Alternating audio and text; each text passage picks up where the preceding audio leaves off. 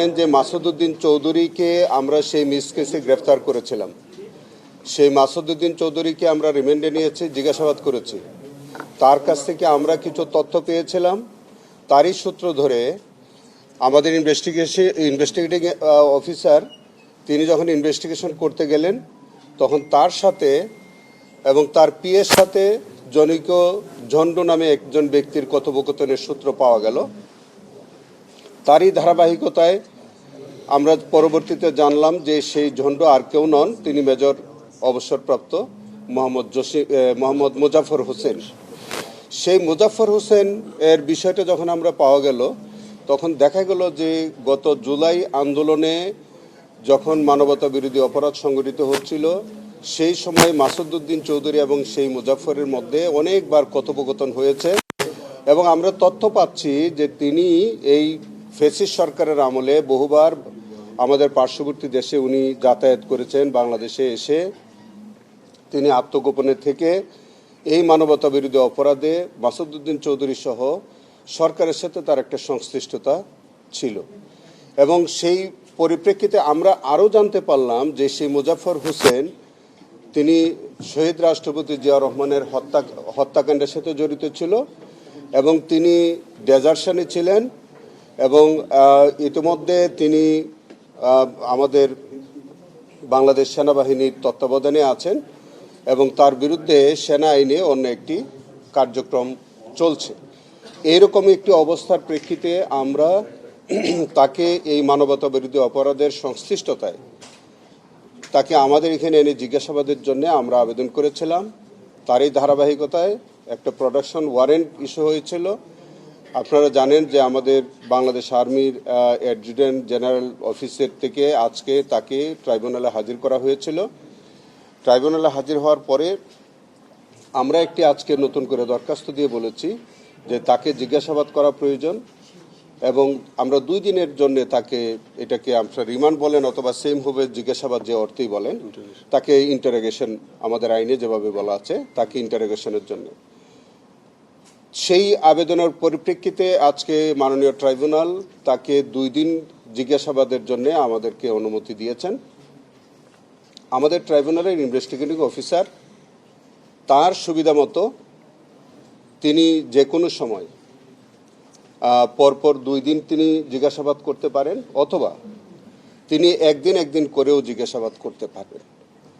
সেই জিজ্ঞাসাবাদের পরে প্রাপ্ত তথ্যের ভিত্তিতে আমাদের প্রয়োজনীয় পরবর্তী কার্যক্রম গ্রহণ করা হবে। অপটিক্যাল ব্রাইটেনার, কালার গার্ড এবং জার্ট লক সমৃদ্ধ অ্যাডভান্স ফর্মুলায় এলো নতুন রে ডিটারজেন্ট পাউডার। এই যে বললাম আপনাকে যে মাসুদউদ্দিন চৌধুরীর সাথে ঘনিষ্ঠতা, মাসুদউদ্দিন চৌধুরী তৎকালীন সরকারের সাথে ঘনিষ্ঠতা, উনি একজন পলাতক খুনি হওয়া সত্ত্বেও অনেক পার্শ্ববর্তী দেশের সাথে তার যাতায়াত, বাংলাদেশ সরকারের সাথে তার ঘনিষ্ঠতা, সংশ্লিষ্টতা, কথোপকথন এবং জুলাই আন্দোলনে এই যে মানবতা বিরোধী অপরাধ সংগঠিত হলো সেখানে অনেক পরিকল্পনা তিনি বাস্তবায়নের সাথে জড়িত, যে অনেকগুলো তথ্য যেগুলো ইনভেস্টিগেশনের স্বার্থে আক্ষরিক করতে বলা মুশকিল।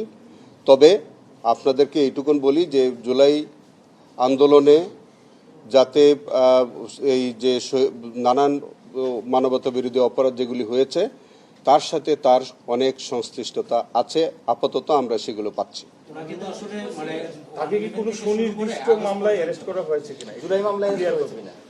বিষয়টা হচ্ছে আমাদের এখানে সুনির্দিষ্ট মামলায় গ্রেফতার করার বিধান নাই বা লাগে না। আমরা একটা মিস কেস ফাইল করি, আমরা যখন কাউকে সন্দেহ করি যে তিনি মানবতা বিরোধী অপরাধ অথবা যে কোনো অপরাধের সাথে আমাদের এই ট্রাইব্যুনালের এখতিয়ারাধীন কোনো মামলায় বা কোনো ঘটনার সাথে তার সম্পৃক্ততা আছে, তখন আমরা একটা মিস কেস ফাইল করি। সেই মিস কেসে আমরা জিজ্ঞাসাবাদের জন্য আমরা তাকে গ্রেফতার করতে পারি।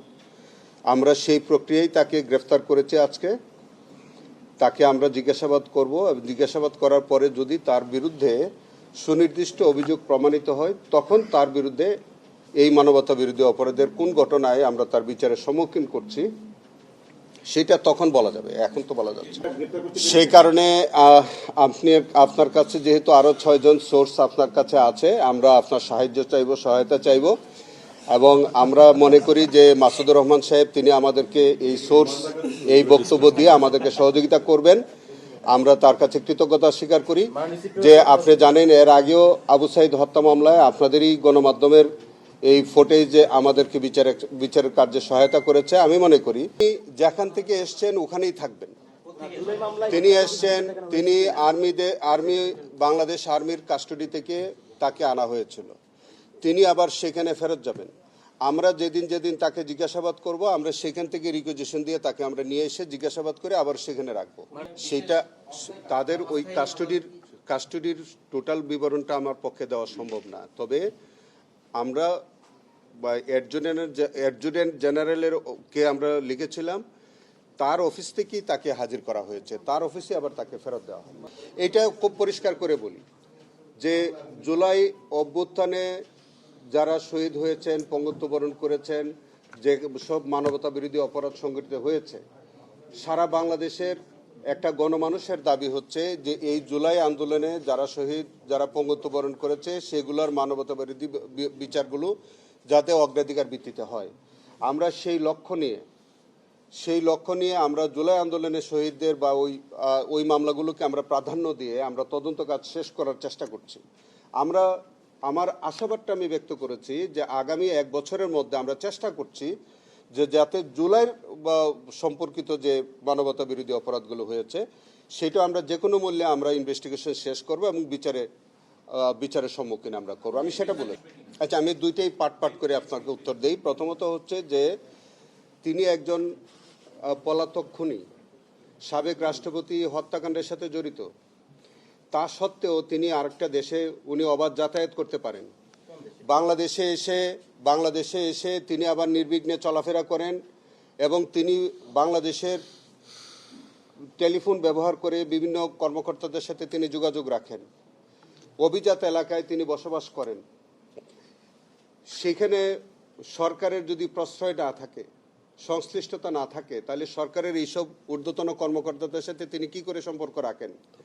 এখন এর পরিপ্রেক্ষিতে সরকারের সাথে তার ঘনিষ্ঠতা ছিল কিনা বা সম্পর্ক ছিল কিনা এটা আপনারা অনুমান করে নিতে হবে। আমরা মনে করি, আমাদের সন্দেহ হচ্ছে যে তৎকালীন সরকারের সাথে তার সংশ্লিষ্টতা ছিল এবং তার সংশ্লিষ্টতার মধ্য দিয়েই মানবতা বিরোধী অপরাধেও তিনি অংশগ্রহণ করেছেন এবং মাসুদ উদ্দিন চৌধুরীর মতো এরকম যে দুষ্কৃতিকারীদের সাথে তার একটা সুসম্পর্ক বজায় রেখেছে।